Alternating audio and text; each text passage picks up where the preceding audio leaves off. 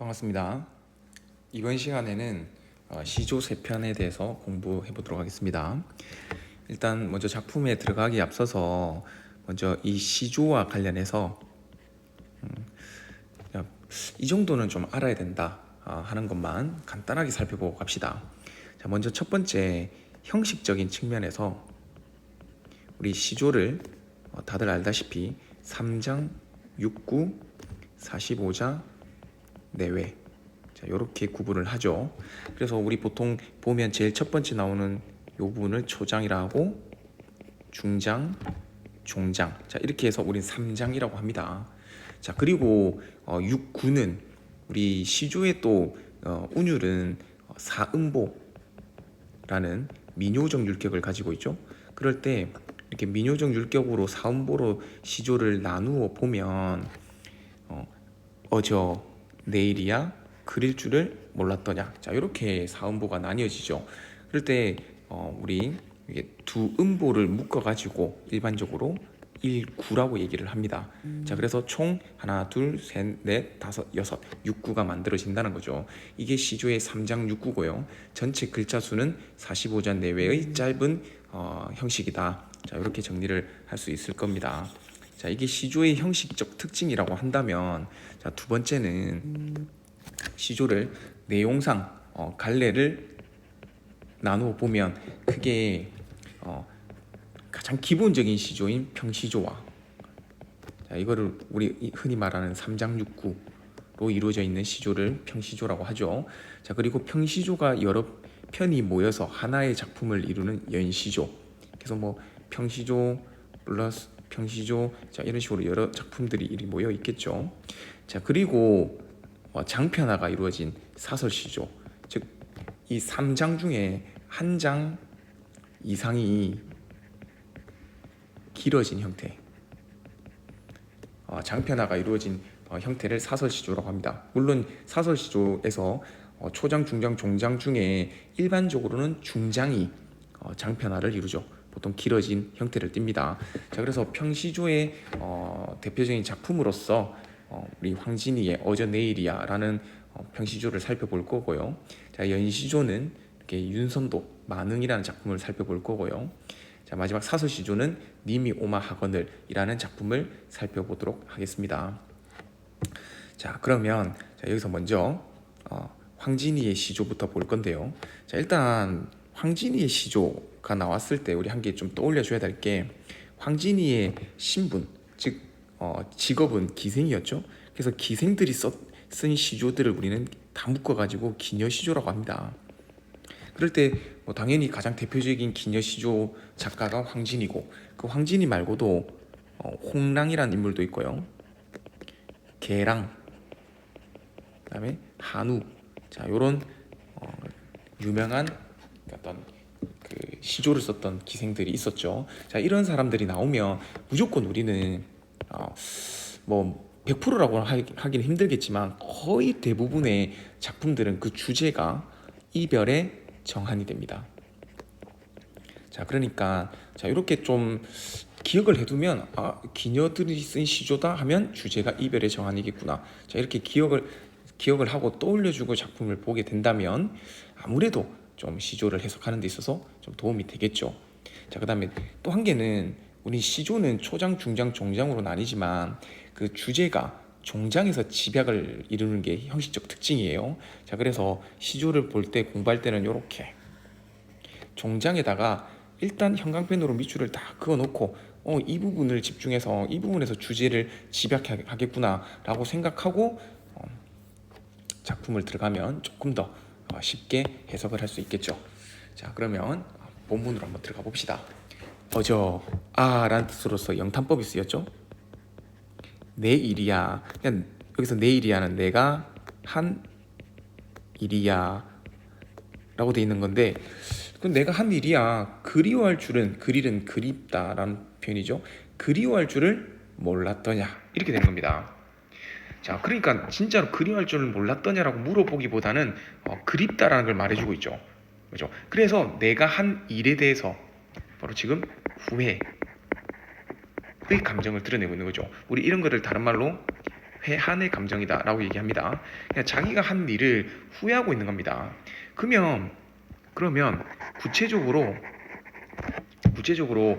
화자가 어떤 일을 했길래 후회를 할지 한번 볼까요? 자, 있어라고 했더라면 가랴마는 이란 뜻이죠. 그냥 있어라 했더라면 가랴마는 안 간다 이 말이겠죠. 그러니까 이게 무슨 말이냐? 이미 그런 거겠죠. 이런 있어라고 어떤 만류, 어떤 못 가게 잡는다라는 말인데 그 말은 이미 뭔가 내 곁을 떠나려고 한다라는 어떤 느낌을 받았겠죠. 또는 이미 이제는 떠나겠다라는 말을 화자한테 했겠죠. 그때 내가 있어라고 만약에 잡았다면 임을 그죠? 가랴마는 안 갔을 거다 이 말이겠지. 그죠? 자, 그러니까 그런 거죠. 여기서는 화자는 자기가 어떤 사랑의 감정과 붙잡는 거죠. 그 다음에 자존심의 감정, 내 자존심상 나는 임을 가려고 하는 임을 못 잡겠다. 자, 그 사이에서의 어떤 갈등을 보였겠죠. 자, 그 갈등 결과 화자는 뭐를 선택했다? 자존심을 선택한 겁니다. 왜? 자존심을 선택하고 잡지 않았다는 걸 말해주고 있잖아. 그죠? 있어라고 했더라면 가랴마는 이 말은 내가 있어라고 말을 안 했다라는 거죠. 그러니까 자존심을 선택했는데 그거를 그리워할 줄을 몰랐더냐라고 해서 후회하고 있는 거죠. 자, 이런 구조로 이루어져 있는 겁니다. 그죠? 자, 그래서 있어라고 했더라면 가랴마는 제9태여 돼 있는데 또 한 개 포인트가 이 작품의 가장 큰 포인트는 제9태야. 자, 제9태여라고 해석하는데 이 부분입니다. 자, 이 부분이 왜 포인트냐면 바로 이 작품의 어떤 표현상 특징에서 가장 표현적인 묘미가 들어있는 부분인데 중의법이 사용된 부분이에요. 자, 그래서 여기 중의법은 제를 어떻게 해석하느냐에 따라서 두 가지로 나뉘어서 해석이 가능하다는 거죠. 이걸 땡길게요. 자, 여기서 먼저 제를 화자라고 해봅시다. 나라고. 자, 그러면 어떻게 해석이 되냐면 있어라고 했더라면 가랴마는 내가 구태여 보내고. 자, 요렇게 다음 행에 걸려버리죠. 자, 이런 걸 우리는 행간 걸림이라고 합니다. 자, 이 행간 걸림을 통해서 내가 구태여 보내고, 붙잡지 않고 보내고 그리워하는 정은 나도 몰라 하노라 라고 해서 역시 회한의 감정을 드러내는 거죠. 그죠? 자, 그 다음에 두 번째, 자, 이 제를 이제 임으로 해석을 해봅시다. 그러면 어떻게 되냐? 있어라고 했더라면 이미 구태여 가랴마는, 그러니까 내가 보내고 그리는 정은 나도 몰라 하노라 이렇게 되는 거죠. 그러니까 이 제구태여가 이렇게 걸려버리는 거죠. 이렇게 들어가 버리는 거지. 있어라고 했더라면 내가 이미 구태여 가랴마는 이렇게. 자, 그래서 이번에는 도치법이 되는 거죠. 자, 그래서 이 제9태여는 중의적인 표현으로서 이 제를 누구로 해석하느냐에 따라서 행간 걸림과 도치법 두 가지로 해석이 되지만 결론은 둘 다 이 후회 또는 회한의 감정을 드러내는 표현이 된다. 그런 표현을 되게 참신하게 드러낸다라는 겁니다. 자, 그래서 이 작품은 화자가 어떤 이별의 상황에서 사랑과 그 자존심 사이에서의 내적 갈등 사이에 자존심을 선택했고 그리고 난 뒤에 후회를 하는 그런 내용을 담고 있는 왕진이의 시조다. 자, 이렇게 정리할 수 있습니다. 자, 그리고 이 오른쪽에는 이 작품에 대한 어떤 정리를 해놓은 건데 자, 이거는 한 번씩 읽어보시면 되겠습니다. 자, 됐죠? 자, 그러면 그 다음 작품, 자, 연시조 만흥을 한번 봅시다. 자, 이 만흥은 대표적으로 자연친화 시조의, 자연친화를 주제로 하고 있는 시조의 가장 대표적인 작품 중에 한 개다라고 보면 될 겁니다. 자, 그러면 우리가 자연친화라는 주제가 나오면 항상 머릿속에 떠올려줘야겠죠. 이 자연친화랑 같은 개념어들을. 자, 아마 이거 예전에 많이 들어봤을 건데 이 자연친화 하면 같은 개념어 중에는 강호한정, 강호가도, 유유자적, 음풍농월, 소요음령, 풍류 이런 말들이 있죠. 자, 그리고 우리 자연친화적인 어떤 삶은 소박한 삶과 연결이 돼서 소박한 삶을 의미하는 사자성어들, 단사표음, 단표누왕, 박주산체, 초려삼간, 자, 이런 것들이 있죠. 자, 그리고 우리 고전 시가에서 소박한 삶을 드러낼 때 자주 사용되는 소재로서 어떤 초가집 첨화인 모첨, 뭐 죽장망해, 뭐 이런 것들도 나왔었죠. 뭐 시비, 우리 초가집의 어떤 살인문을 의미하는 시비 이런 것들도 있었습니다. 자, 이런 소박한 삶의 만족감을 느낀다는 뭐 안분지조, 안빈낙도, 뭐 비니무원, 안빈일념 이런 것들이죠. 자, 그리고 마지막으로는 이런 화자가 소박한 삶을 살아가고 자연물도 소박하게 살아가서 둘이 하나가 되는 경지, 뭐 무라일체. 무라일체를 드러낼 때는 어떤 백구라는 자연물로서 무라일체를 잘 드러낸다. 자, 이런 말들 예전에 어떤 자연 친화와 관련된 작품을 할 때 항상 선생님이 강조해서 가르쳐줬던 개념어들이죠. 이런 것도 항상 머릿속에 떠올려 주시고요. 자, 이런 자연 친화적인 작품은 항상 대비, 어떤 공간의 대비가 보이는데 바로 자연이라는 화자가 생각하는 이상적으로 생각하는 또는 지향하는 그런 공간과 그 다음에 속세라는 어떤 현실적인 공간 또는 화자가 지향하는 그런 공간의 대비가 보일 겁니다. 자, 역시 이 작품도 이 두 공간의 대비를 좀 판단하면서 작품을 보는 게 좋겠죠. 자, 그럼 한번 봅시다. 자, 보리밥 풋나물을, 보리밥 풋나물 바로 소박한 음식이죠. 즉 소박한 삶을 드러내는 시어가 될 겁니다. 자, 그러면 당연히 이 소박한 삶과 관련된 박주산채, 우리 박주산채, 단사표, 단표누왕 이런 것들을 머릿속에 떠올려주면 되겠죠. 자, 이런 소박한 음식을 알맞게 먹은 후에 바위 끝 물가. 자, 바로 이 바위 끝 물가. 자, 얘가 자연이 되죠. 자연 속에서 라는 말인데, 자, 그리고 선생님이 예전에 또 말해줬던 것 중에 한 개인데, 우리 자연 친화적인 작품에서 자연을 의미하는 시어가 나오면 항상 표현법 뭘 돌려라? 대유법이죠. 자, 왜냐? 자연은 워낙 방대하기 때문에 자연을 의미하는 시어가 나오면 항상 그 자연의 일부일 수밖에 없습니다. 자, 그렇기 때문에 대유법으로 연결시키면 되고요. 슬카지, 실컷 논이노라. 자연에서 실컷 논다, 자연을 즐긴다 이 말이죠. 자, 그리고 나면 그 남은 다른 일, 그 나머지 다른 일이란 말인데, 이 그는 자연을 의미하겠죠. 즉 자연과 자연 말고 나머지 다른 일. 자, 이거를 우리는 뭐라고 하면 되죠? 자연 말고 다른 일이니까 바로 속세의 일 되겠죠. 그럼 이 부분은 속세가 될 겁니다. 자, 그럼 이 자연과 속세는 서로 대비를 이루겠죠.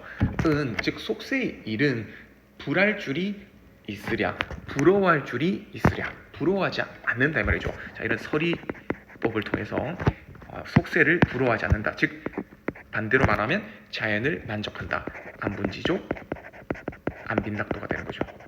자연에 대한 만족감을 드러내는 표현이 됩니다. 자, 이게 만응의 제2수였습니다. 자, 그러면 제3수는 어떤 내용이 되어 있는지 한번 봅시다. 자, 잔을 들고, 술잔을 들고 이 말이겠죠. 술잔을 들고, 우리가 자연을 즐길 때 빠지지 않고 나오는 게 술이죠. 들고 혼자 앉아 먼 매를 바라보니, 바로 이 먼 매가 화자가 바라보고 있는 대상으로서 또 자연이 되죠. 자연을 바라보니 그리던 님, 그리워하던 임이 온들 반가움이 이리하랴 뭐하랴 자연만 하랴 하다나다. 네, 자연만 하지 못하다 라는 표현으로서 서리법이 되겠죠. 자, 그러면 이렇게 되는 겁니다.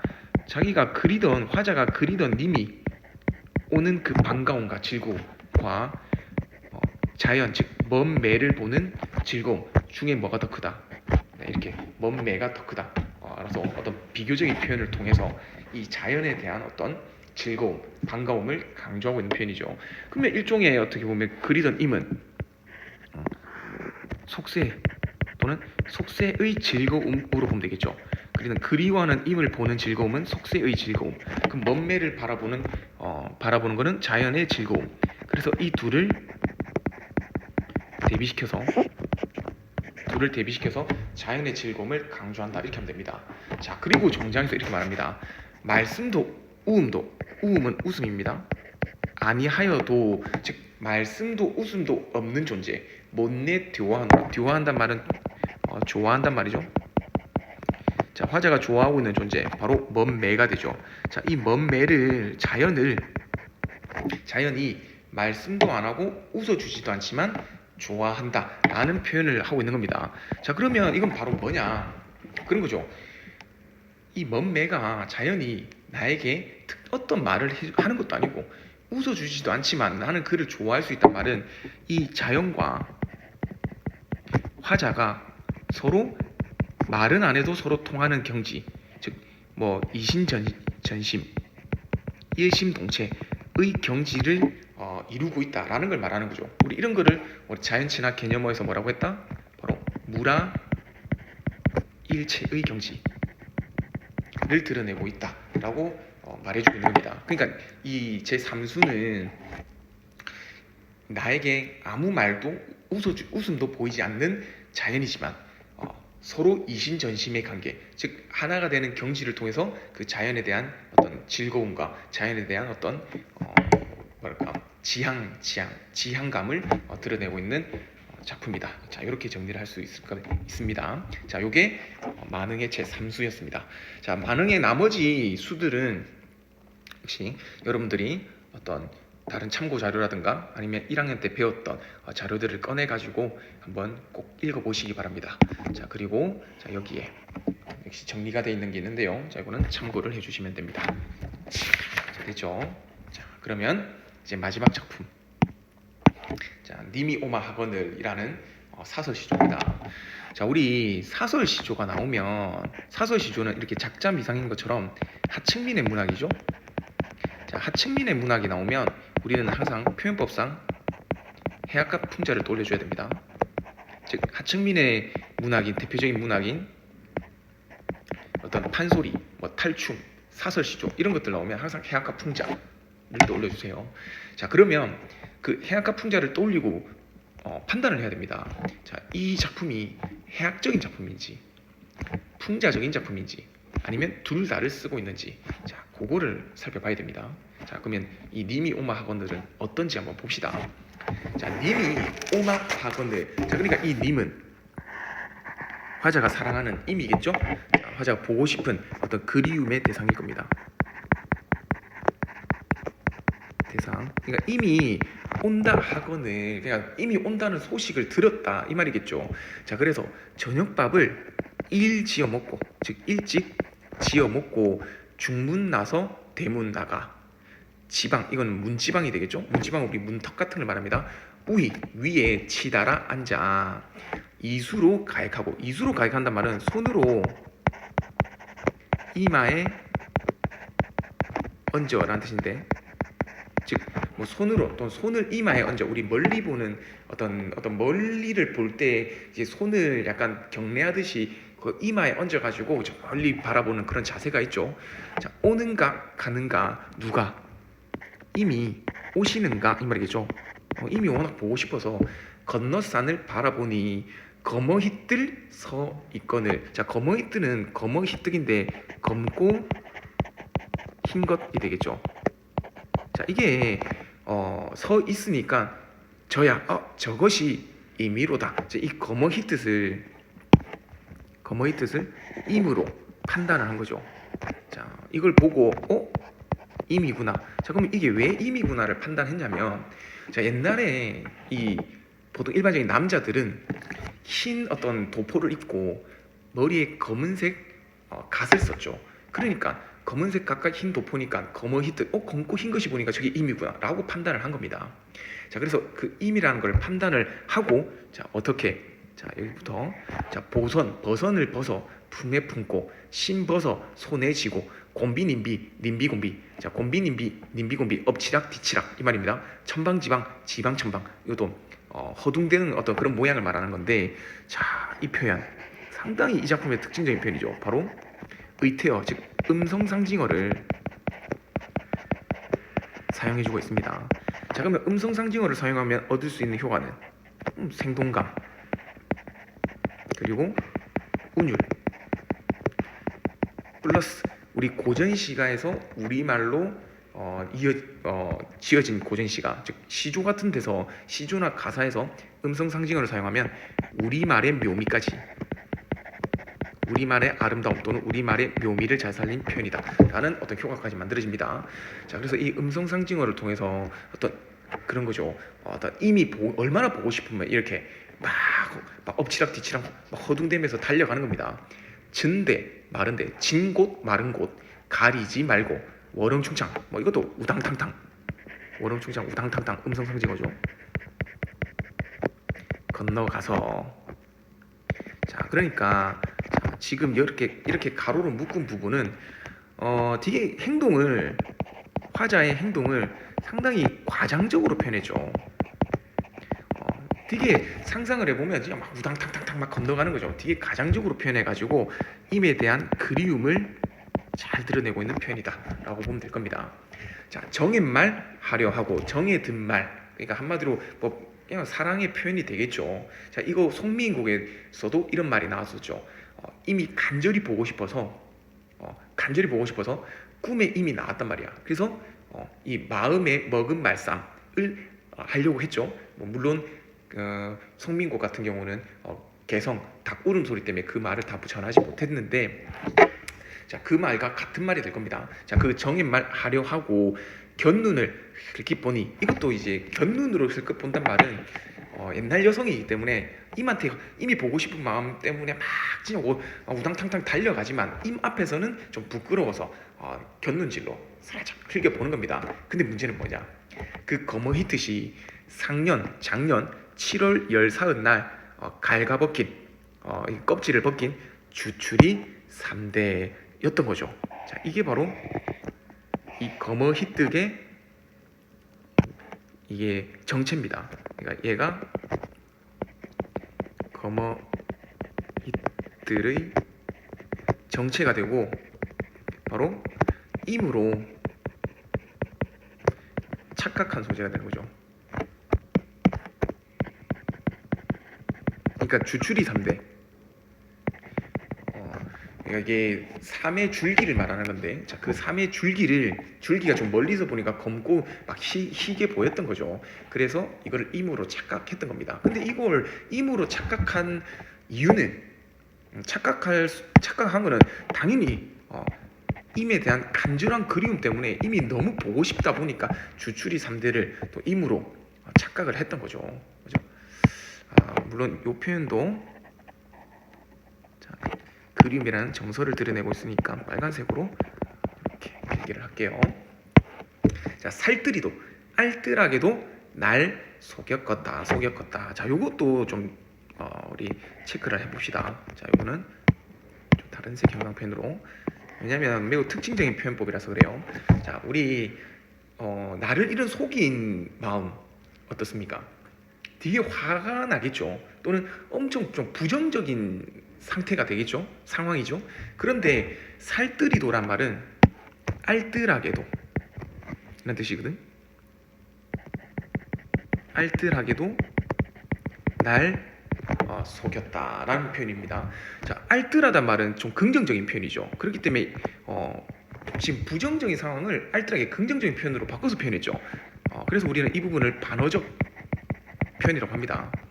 즉 반어적 표현으로서 어떤 아쉬움도 되고요, 멋쩍음도 되고, 자, 그런 것들을 드러내고 있다. 자, 그게 뒤로 바로 연결돼서 종장으로 연결돼서 모처라 마침 밤일시망정, 밤이기에 망정이지 행여 낮이었다면 남 웃길 뻔 하였구나. 그러니까 지금 나의 행동이 밤이었으니까 다행이지, 만약에 낮에 이런 행동을 했으면 남을 웃길 뻔했다라고 해서 이 화자의 멋쩍음, 좀 약간 흔히 말하는 쪽팔림이죠. 쪽팔림을 드러내는 표현으로, 자, 이걸 통해서 화자의 어떤 되게 낙천적인 성격을 드러낸다. 자, 이렇게 정리를 할 수 있을 겁니다. 자, 그러니까 지금 결론은, 그러면 이 시는 이 화자가 임에 대한 그리움이 너무 간절해서 이 주출이 3대를 임으로 착각하고 그 임한테 달려가는 그런 어떤 보면 되게 좀 재밌는 또 우스꽝스러운, 자, 그런 모습을 드러내고, 자, 그런 모습을 통해서 화자가 되게 마지막에 멋쩍어하고 좀 약간 좀 쪽팔리는 표현을 좀 반어적인 표현도 썼고요. 그런 어떤 걸 통해서 어떤 낙천적인 자세로 마무리를 짓는 그런 작품입니다.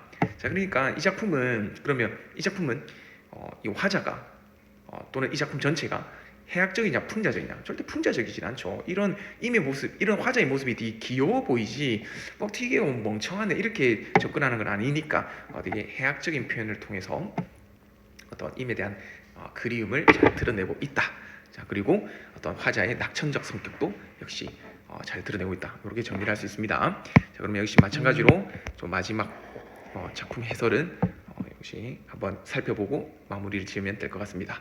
자, 이렇게 우리 시조 3편을 살펴봤습니다. 자, 다들 수고했습니다.